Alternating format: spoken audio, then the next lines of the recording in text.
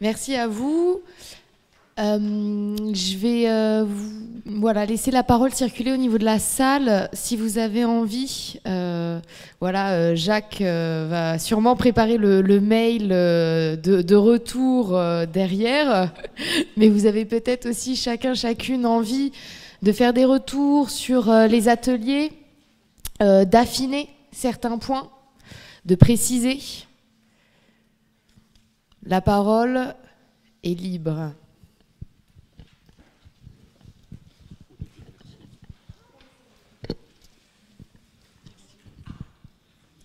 Oui, bonjour, je suis Paco.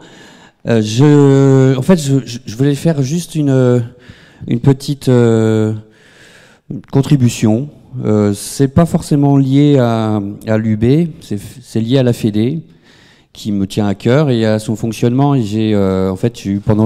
j'étais dans l'atelier 1% travaux publics. Et pendant cet atelier, je me suis dit, mais pourquoi on ferait pas un 1% Fédé, qui pourrait venir abonder le budget de cette très belle association d'esprit et de talent, mais assez fragile financièrement, si j'ai bien compris. Et cet argent, ça serait 1% de ce qui est facturé par les compagnies, ou 1% du chiffre d'affaires, ou en tout cas, voilà, je ne vais pas mettre non plus trop dans le détail, mais ce 1%, ça serait aussi pour permettre à ce que la Fédération des Arts de la Rue nationale puisse accueillir en son sein des gens qui sont aussi des provinciaux, des gens qui ne sont pas à Paris, des gens qui ont des frais de transport qui ne sont pas forcément faciles à assumer à l'année, parce que les chantiers sont nombreux, vous l'avez compris, et qu'il faut, je pense, se donner les moyens pour ça. Je sais que déjà la Fédé, en tout cas le conseil d'administration, rembourse 50% des frais des administrateurs à leur demande, mais en revanche, les délégués régionaux ne sont pas défrayés de ces déplacements. Je sais aussi que les assemblées générales et CA sont parfois organisées dans des villes de province. Ça veut dire que donc les administrateurs de Paris doivent aussi se faire rembourser ces frais. Ça serait bien qu'en intégralité, ils soient remboursés, et ça serait bien aussi que cet argent serve à d'autres choses, s'il y en a assez. Mais en tout cas, le 1% des factures des compagnies qui sont adhérentes ou pas, en tout cas, ça serait un signe d'investissement de chacun et qui permettrait peut-être de faire en sorte que des gens qui jusqu'ici étaient un peu bloqués par cette petite problématique financière, on va dire, puissent venir plus rapidement, plus facilement et avec plus d'envie pour s'associer et phosphorer comme on a pu le faire à l'UB de La Rochelle, et c'était super. Je vous remercie tous pour ça. Peut-être à discuter en AG fin mars. Merci beaucoup. Alors donc une question sur situation budgétaire de la Fédé. Alors je peux répondre rapidement. Donc la fédération, alors tu parles de situation financière fragile, il y a quand même une convention pluriannuelle avec la DGCA. Donc il y a quand même une stabilité financière. Après, c'est la question en fait de des déplacements, du défraiement aussi par rapport à des militants qui sont bénévoles et qui prennent aussi sur leurs fonds propres. Ça, on en a bien conscience. C'est pour ça qu'on, à la demande des administrateurs nationaux, peuvent être défrayés de 50% sur leur trajet pour se rendre au conseil d'administration. Le prochain CA à ce moment-là peut se saisir de cette question-là pour voir comment on est davantage dans en fait, c'est de la solidarité. Comment on est davantage sur de la solidarité par rapport à peut-être des personnes qui sont plus en difficulté financièrement. Je pense que ça, c'est à voir avec le prochain CA. Donc justement, l'AG du 30 mars, c'est l'occasion de venir, de se porter candidat au CA pour changer ça. Voilà, j'ai peut-être oublié de répondre sur quelques points de détail, mais si ce n'est que la première solution, c'est adhérer, où tu fais adhérer ton copain. Tu veux faire des dons à la fédération, il y a des t-shirts. Enfin voilà, c'est honnêtement, si vous avez envie, mais alors lâchez-vous, hein. Aucun souci, il y a de très belles couleurs et de très belles tailles de t-shirts. Oui, avant de passer au 1%, adhérez tous, c'est qu'un millième, c'est pas cher, c'est 10 fois moins cher. Donc déjà, si tous on adhérait avec nos compagnies, nos structures, nos CNAR, nos festivals, etc., en effet, ça serait une marque non seulement de meilleur soutien financier, mais aussi on serait plus nombreux et on aurait un rapport de force, parce que c'est aussi ça le fait de la Fédé, c'est de revendiquer des adhésions. L'an dernier, on a battu un record avec 259 structures, faut continuer. Voilà. Et après, on pourra peut-être envisager, une fois que tout le monde aura payé le millième, en effet, de faire des fonds de soutien, des caisses de soutien, etc. Et sinon, pour les régionaux, regroupez-vous en région, renforcez vos fédés régionales et sollicitez des subventions en région. C'est là qu'est l'argent maintenant. Alors, je recadre juste pour ceux qui souhaitent intervenir par rapport à l'Université Buissonnière et aux ateliers. Et sur ces questions-là, n'hésitez pas lors de l'AG fin mars. C'est vraiment l'espace pour ces questions. Moi, j'entends très bien la réponse de Serge et que j'entends déjà depuis... Non, mais j'aime pas parler dans un micro.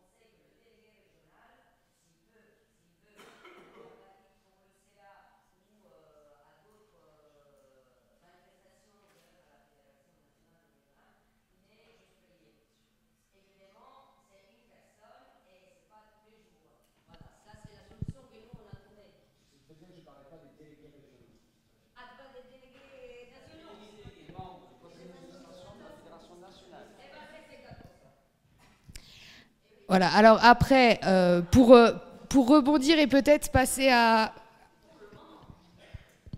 Voilà, en fonction du prochain CA... Ah mais oui, on peut tout à fait. Voilà. Et d'ailleurs, le dernier CA de la Fédération nationale n'a pas été à Paris, mais à Lyon, au Périscope, et où d'ailleurs nous avons été rejoints par la Fédé Rhône-Alpes-Auvergne. Donc ce qui montre aussi l'envie au sein de la Fédé nationale de ne pas rester par habitude ou là où sont les institutions nationales à Paris, mais dans toutes les régions, et on est à La Rochelle aujourd'hui même et hier. Moi je voulais reprendre une petite précision par rapport à ce qu'a dit Marie quand tu as fait la restitution sur l'espace public et état d'urgence.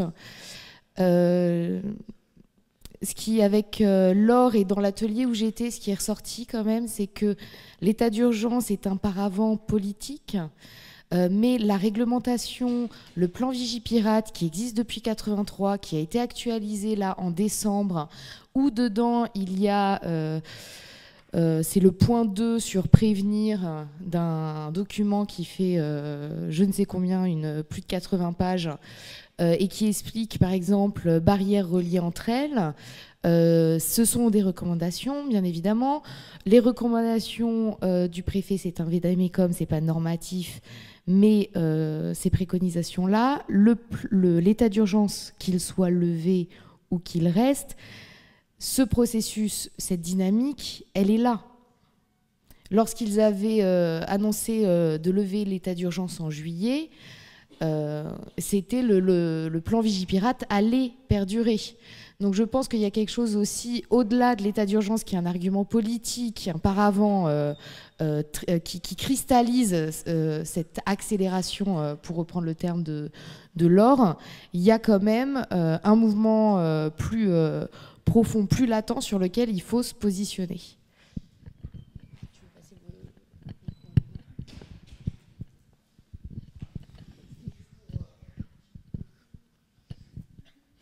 Et moi, ce qui m'a manqué dans la restitution sur l'état d'urgence, c'est le rôle en local de nos fédérations régionales.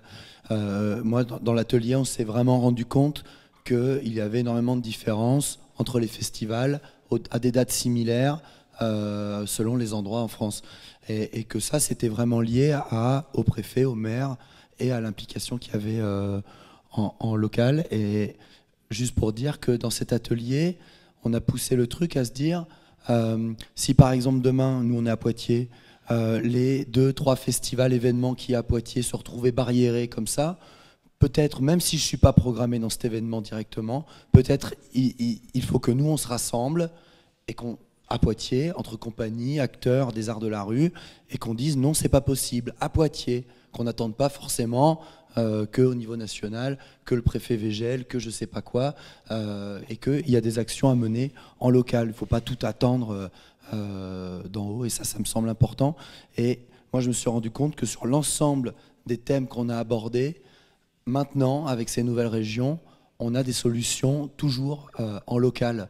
Et bon, voilà, ça me donne encore plus envie de dire aux gens d'adhérer, en fait.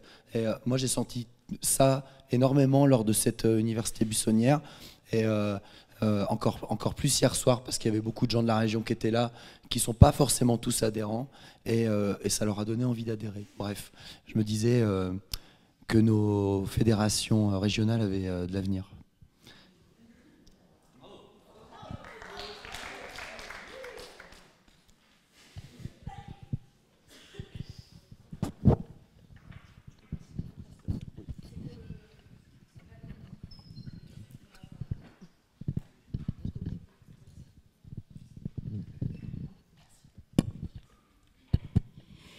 Oui, alors deux choses.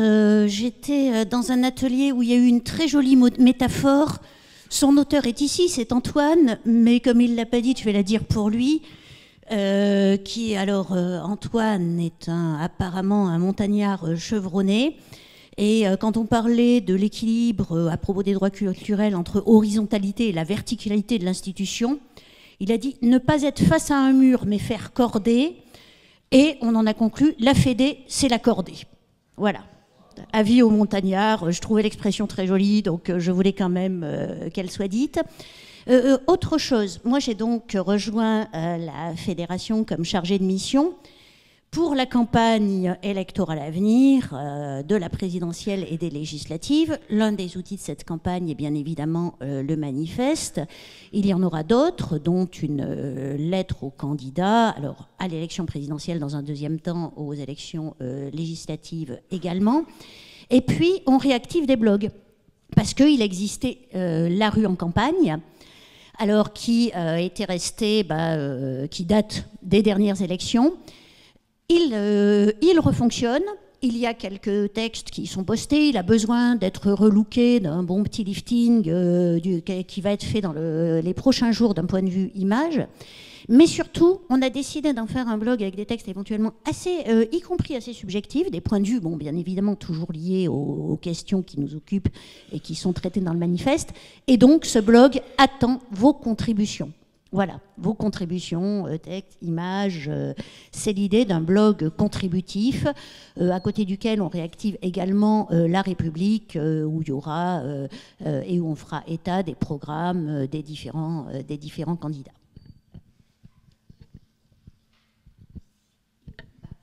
moi, je profite pour ajouter...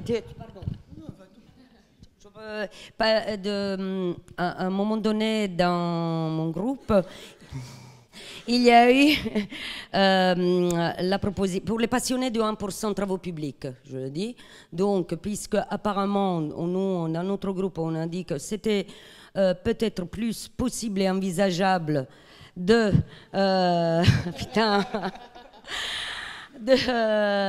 essayer de tenter de mettre en place le 1% travaux publics et qu'on pouvait, à travers le 1% travaux publics, financer peut-être des Sodarep.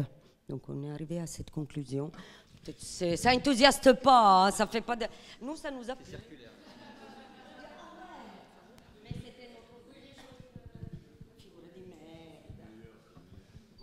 Bon, merci Valérie. Je voulais profiter juste de poursuivre cette image-là, parce qu'il y avait aussi l'image par rapport au droit culturel où, à un moment donné, par rapport en escalade, c'est plus le sommet qui devient important, mais c'est le chemin pour arriver au sommet et redescendre. Donc c'était plus œuvrer que l'œuvre. Donc il y avait cette image par rapport au droit culturel. Puis j'avais juste envie de la développer, l'accorder par rapport à l'état d'urgence. Dans une cordée en montagne, chaque personne est responsable. Et on assume sa responsabilité, chacun à son niveau, que ce soit un artiste, un technicien, un organisateur, un élu. Et en fait, tout le monde est responsable. Et c'est de pas simplement prendre la responsabilité, bien sûr, mais c'est aussi l'assumer. C'est-à-dire que tu fais tomber une pierre et tombe sur la cordée qui est en dessous. Donc, plutôt que l'état d'urgence, je pensais plutôt à changer cet état d'esprit et d'appuyer sur le fait qu'on est tous responsables. Et aussi par rapport au fait de ne pas jouer derrière les barrières, bon, j'ai voté pour, mais moi je n'irai pas jouer derrière les barrières, mais sur les barrières.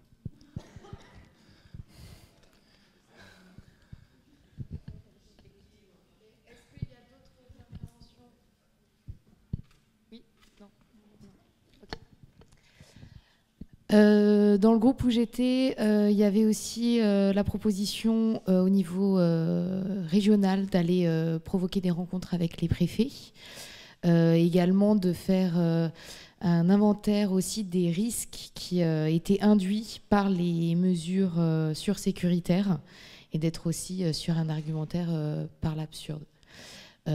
Voilà. On va pouvoir aller prendre un verre. Ah non, Maxime, ouais.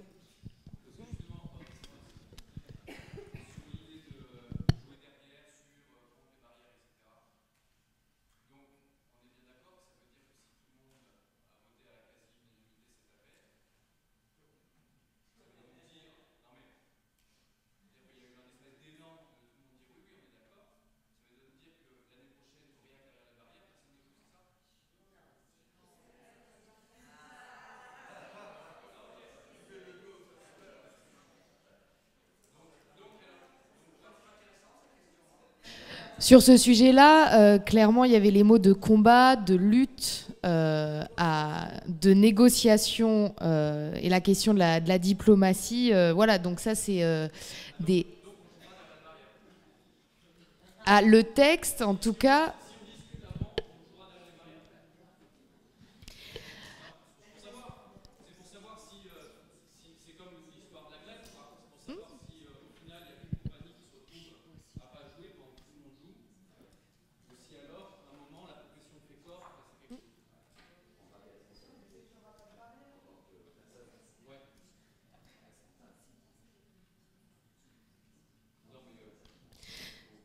Non, mais la question, elle existe. Hein. Elle s'est posée en creux sur Aurillac, et après, elle s'est posée peut-être pas à chaque événement, mais en tout cas, nous, au sein de la fédération, on s'est dit, voilà, est-ce que jusqu'où il faut cautionner par rapport à ça? C'est clair. Après, la grève, c'est vraiment la rupture totale et l'action. Mais justement, au niveau du calendrier, eh bien, là, depuis cet été, on est dans la négociation. Enfin, je veux dire, honnêtement, moi, je salue Peggy, Serge, Jérôme, qui vont encore et encore au ministère dans des réunions qui sont extrêmement âpres, qui vont défendre la liberté de circulation dans l'espace public, le sens de nos métiers, qui y vont encore et encore, et c'est vraiment pas forcément agréable, ni une partie de plaisir, et c'est un rapport de force qui continue. Et c'est un rapport de force dans lequel ils mettent de l'énergie, c'est un rapport de force où aussi la profession doit mettre de l'énergie. On a fait la campagne de presse sur Rue Libre qui était sur cette thématique-là, qui était un moyen d'alerter. Le fait que la journaliste de Libération, le fait que le journaliste de Le Monde appelle le préfet, disent vous savez, là, au niveau de la profession, ils disent que ça déconne grave, c'est quoi votre réaction ? Eh bien, ça impacte quand même. Ça, je veux dire, il y a les oreilles qui chauffent. Au début, la copie du préfet devait être normative, c'est-à-dire ça s'applique. Là, c'est devenu un vade-mecum cet automne. C'est un rapport de force qu'il faut vraiment pas lâcher.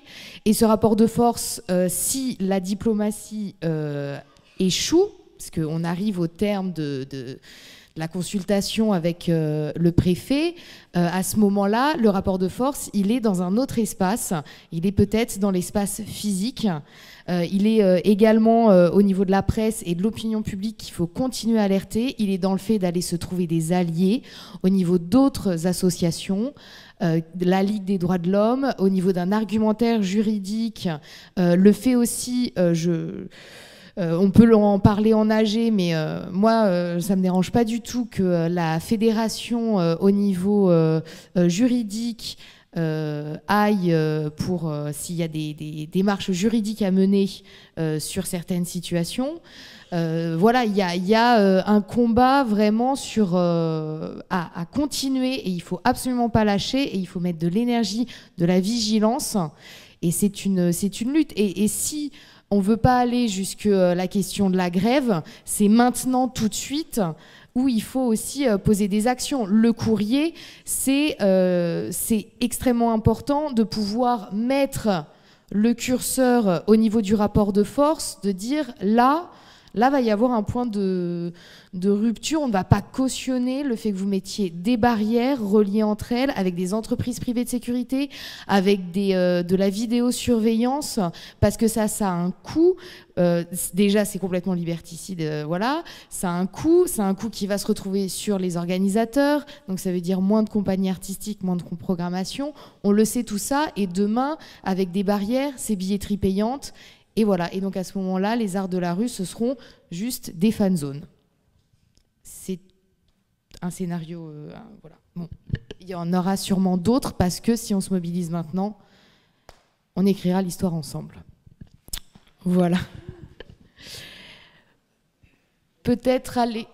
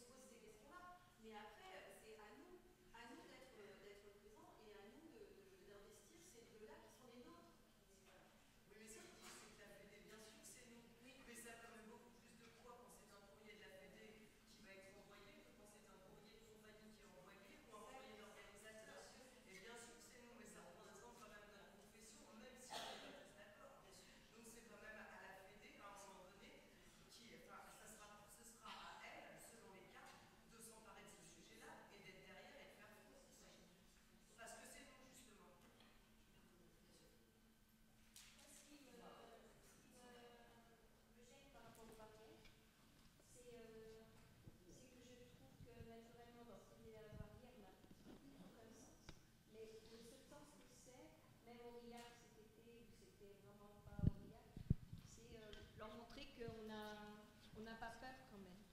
Parce que là, si on danse plus, il va falloir réinventer très vite. Parce que il va falloir réinventer très vite un autre espace. Parce que de toute façon, il y aura des attentats, c'est clair. Et que si on a peur et si on ne danse pas derrière les barrières, et je ne sais pas ce que disait Antoine, peut-être danser dessus, je n'ai pas d'idée. Moi, ça me pose une vraie question. Je pense qu'il reste autre chose, mais en tout cas, moi, je refuse d'avoir peur et de plus danser dans la rue. Et je refuse, je ne sais pas, je suis prêt à des... Je trouve que c'est vraiment très important, cette lettre. Moi, je mettrais barrière entre guillemets, parce que c'est vraiment des barrières aussi psychologiques. Mais on est là pour lutter contre eux, contre ce qui nous fait peur. Moi, j'habite à Paris, donc en plus, on se pose tout le temps la question de ce qui va arriver. Et je ne suis jamais venue à vos congrès. J'ai toujours adhéré. Et maintenant, ça m'intéresse parce que j'ai du temps. Et politiquement, ça m'intéresse, mais vraiment, j'ai envie d'être créatif là pour trouver une solution.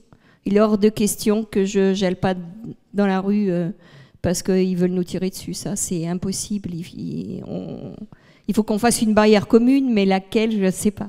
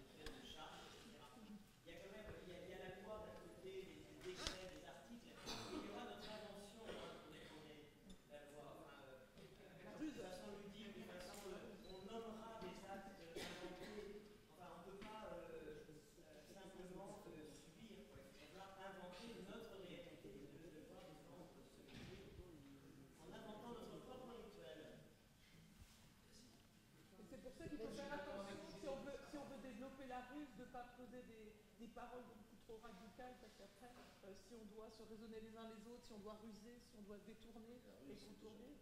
Hein non, c'est pas du compromis, parce que si tu arrives à un compromis qui dise. Michel, si tu arrives à tes fins. Michel, vas-y.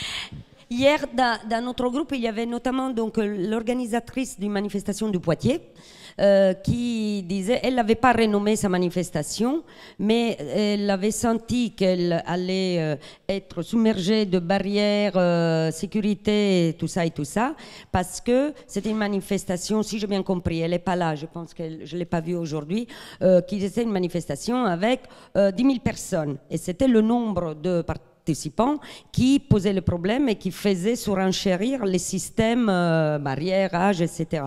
Elle s'est mise à distribuer le public dans les différents lieux où il y avait les manifestations, les spectacles et tout, et il a montré ça, et il a fait descendre l'anxiété des forces de police, du préfet, etc. Parce qu'il y avait 250 personnes dans un coin, 300 dans... Il n'y avait pas les 10 000 tous ensemble, ce qui lui a permis de ne pas avoir... je ne sais pas s'il n'y a pas eu les barrières, il y a eu des véhicules à des entrées de rue qui bloquaient la rue apparemment, mais il n'a pas eu les barrières, les entrées, les fouilles, etc. Si j'ai bien compris. Donc je ne sais pas si ça c'est une ruse ou si c'est une négociation et du bon sens. Je ne sais pas. Moi, je trouvais que c'était intelligent.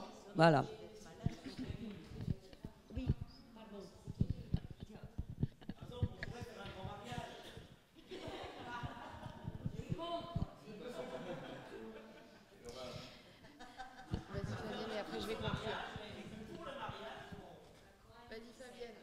Non, mais c'est juste que Serge dit la ruse, c'est du compromis. Moi, je ne sais pas dans ce sens-là que je disais les choses. Si on écoute les émissions de Bouchin, je ne sais pas si vous avez eu l'occasion d'écouter ces 4 émissions sur France Culture, où finalement... Ouais, non, mais il a obtenu les résultats qu'il voulait artistiquement, mais en renommant les choses, en discutant avec les pompiers, en requalifiant finalement un espace à l'intérieur, une rue, et du coup en faisant en sorte que la norme elle soit contournée. C'est-à-dire que c'est dans ce sens-là que je dis ça. Et c'est pas du compromis, puisqu'au final, il a quand même réussi à pouvoir faire les choses. Je vais me permettre de conclure. Moi, après Bruno. Merci. Je trouve que c'est effectivement cette histoire de ruse est gênante parce que l'ERP, on ruse en trouvant des mesures compensatoires, en se faufilant, et Bouchin a été super pour aménager des espaces, mais on n'est pas dans la même chose. On est dans une autre question, je trouve, beaucoup plus grave. Et cette lettre, c'est une première étape. Il y en aura d'autres. Un jour, on sera au pied du mur à Aurillac, et je dis ça pour Antoine, et ce jour-là, peut-être qu'il y a des compagnies qui joueront avec des barrières, et moi je leur en voudrais jamais. J'espère qu'avant elles auront travaillé avec nous l'accordé pour peut-être trouver à ne pas jouer derrière la barrière ou à jouer devant le moins de barrières possible. Mais avant ça, cette lettre, c'est une question bien en amont de déplacer la négociation et de ne pas être sur la négociation de combien de barrières, où est-ce qu'on trouve un camion là ou ici, ou un agent de sécurité.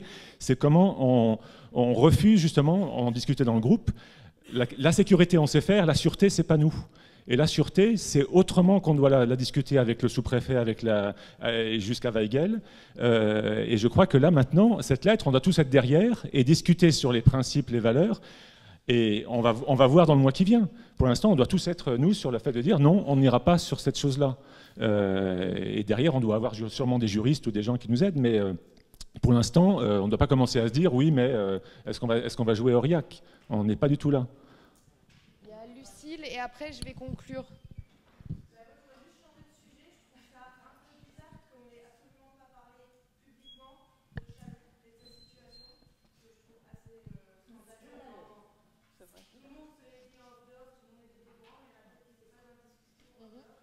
Ok.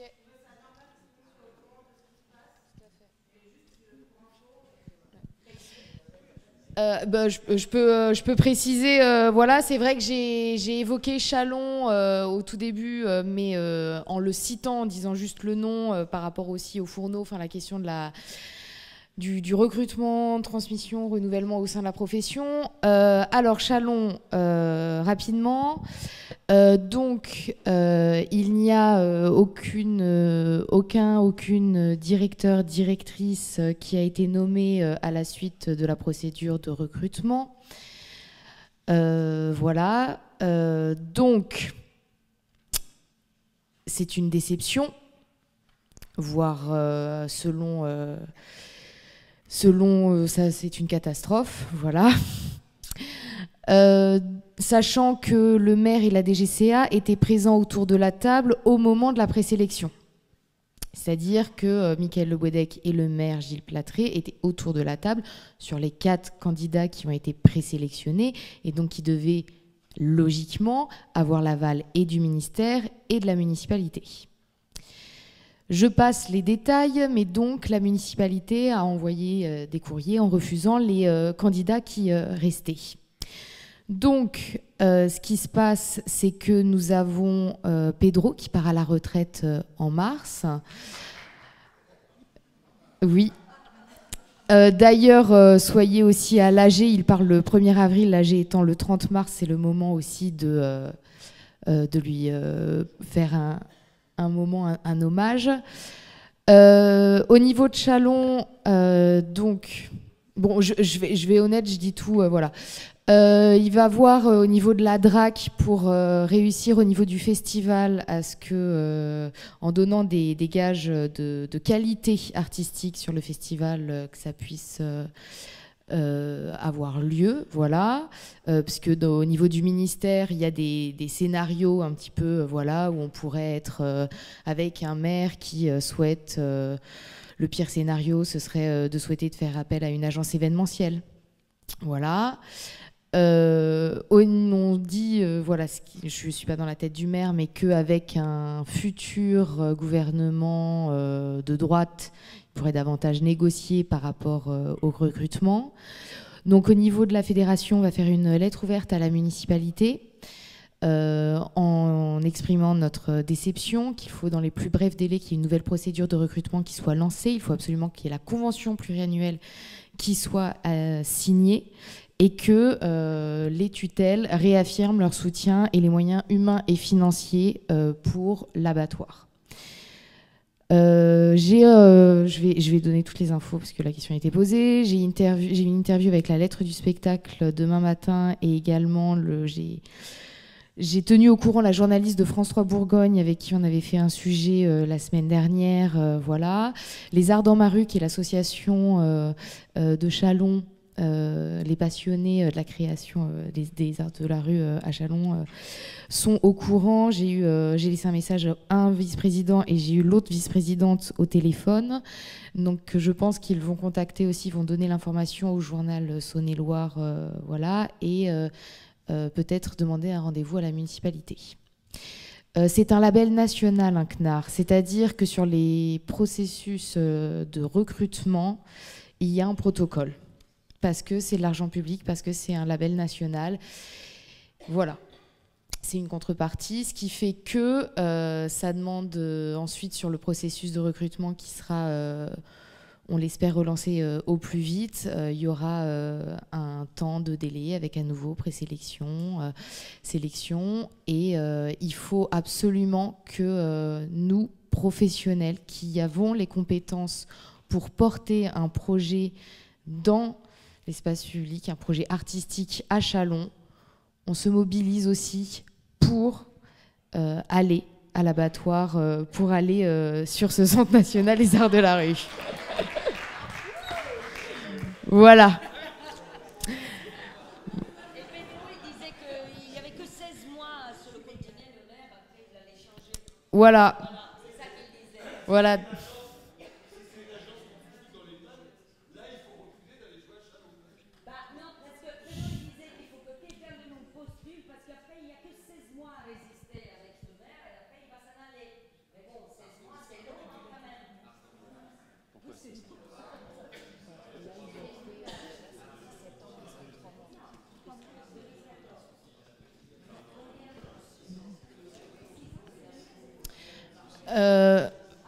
Benoît rapidement sur Châlons et après on va conclure. Et n'hésitez pas si après il y a d'autres questions.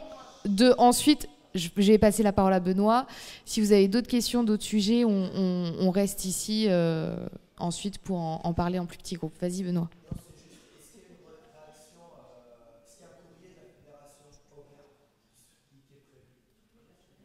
Oui, c'est ce que j'ai dit en premier, ouais. Pas de souci. Voilà. Voilà.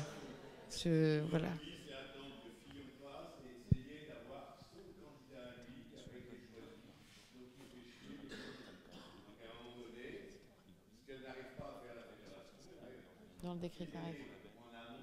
Ouais. Oui.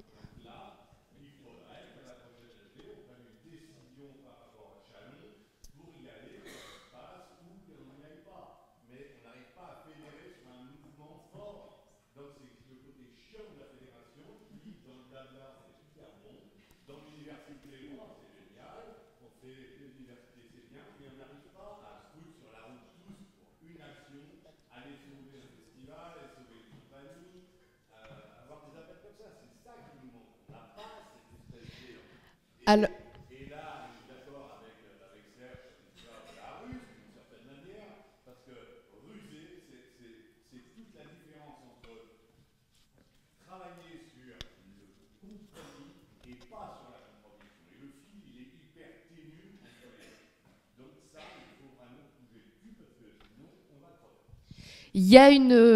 On parlait de responsabilité. Je suis désolée, je vais vraiment conclure, même si je sais à quel point c'est un sujet important. Oui, il y a une responsabilité historique. Est-ce qu'on cautionne ou pas ce qui se passe, ce qui se déroule? Sur ce dialogue, je vais vraiment des gros guillemets, dialogue, ministère de la Culture, enfin, création artistique et ministère de l'Intérieur, préfet réglementation. À ce moment-là, s'il n'y a pas de dialogue, ce qui est le cas voilà, actuellement, eh bien, tu parlais de se mobiliser. À ce moment-là, eh ben, on va au ministère de l'Intérieur. Qu'est-ce qui nous en empêche? Qu'est-ce qui nous en empêche d'aller encore et toujours peut-être devant Place Beauvau?